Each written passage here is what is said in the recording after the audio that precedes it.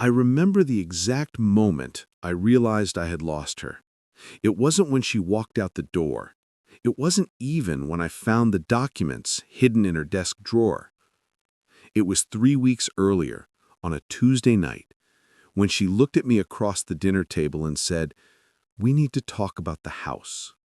Her voice was cold, distant, like I was a stranger she was negotiating with, not the man who had spent the last 4 years building a life with her. Her name was Bennett, 28 years old, dark brown hair that fell just past her shoulders, green eyes that used to light up when she laughed, and a smile that made me believe in second chances. We met at a coffee shop in Portland on a rainy October morning. I was 26, working 2 jobs, barely scraping by.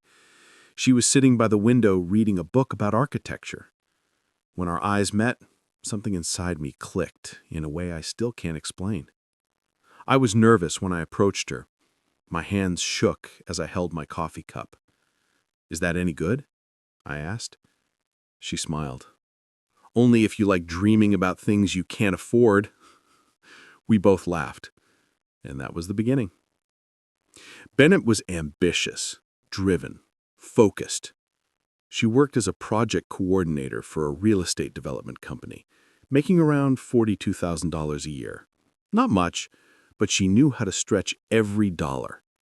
She had plans, big plans, and somehow I became part of them. 2 weeks later, we were officially dating.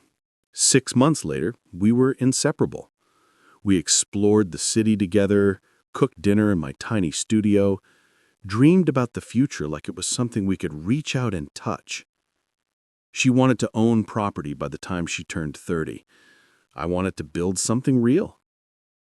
A year in, I loved her more than I'd ever loved anyone. The kind of love that made me rearrange my whole life. I quit one of my jobs and went back to school part-time to study construction management. Bennett encouraged it. "If we're going to build something," she said, "you need to know how it's done." 2 years into our relationship, we moved into a small 2-bedroom apartment in Northeast Portland for $1,300 a month. She had just been promoted. I was earning $48,000 as an assistant project manager. We weren't rich, but we were stable. And that's when the house obsession began. Every night she looked at listings, calculated mortgages, compared neighborhoods. We need to buy something. Rent is throwing money away. She wasn't wrong, so we saved. Hard. For a year and a half, we lived like monks. No vacations, no fancy dinners, no unnecessary spending. Every extra dollar went into our joint savings account. I picked up weekend freelance work. She took on extra assignments. By year 4, we had saved $73,000. Then Bennett found the house. A small craftsman bungalow in Selwood. 2 bedrooms, 1.5 baths. Built in 1926, listed for $315,000. We toured it.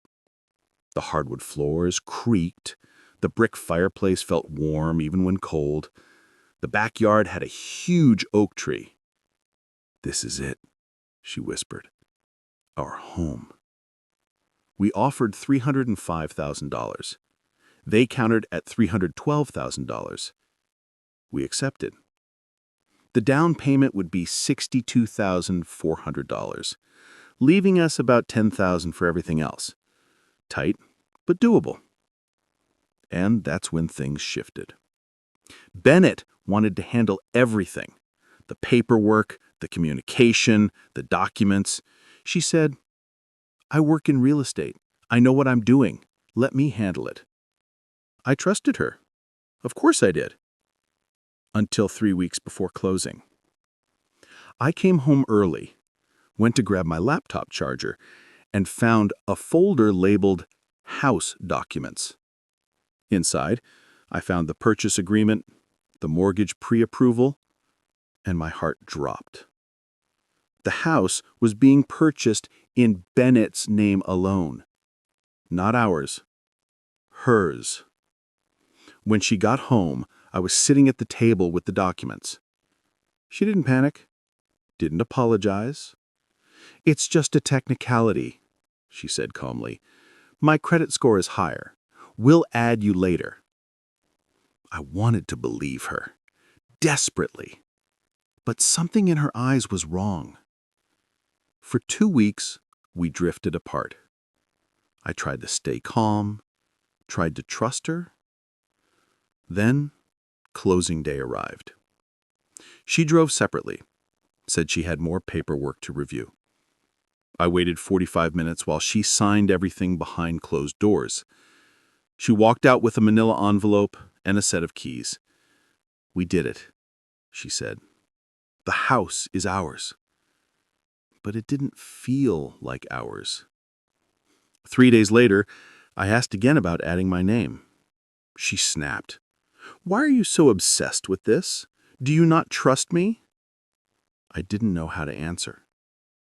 Then came the Tuesday night I'll never forget. "We need to talk about the house." She had papers, legal documents. "I think we should take a break," she said. "A break?" I whispered. "We just bought a house together." "I bought a house," she corrected. My chest tightened. I couldn't breathe. "What about the money? I put in $36,500. She slid a paper toward me. A promissory note. "I'll pay you back $50,000 over 3 years. $1,389 a month. Cold. Precise. Like our love was just another business contract." "How long have you been planning this?" I asked. She hesitated. "Maybe a few months. I need to protect myself." Protect herself. From me. 2 weeks later, I moved out. $950 a month for a studio across town. Bennett moved into the house. Our house. Her house. She made the payments at first. Every month, $1,389. It felt like hush money. 6 months after the breakup, I drove past the house. Lights on. Bennett, inside, laughing with a man I didn't recognize. I learned later they'd been seeing each other before the breakup. Someone from her work. Someone with money. Someone who could help her invest in more properties. After 18 months, the payments stopped. She emailed me. "I'm unable to continue the payment plan. I've paid $25,202. I hope you understand."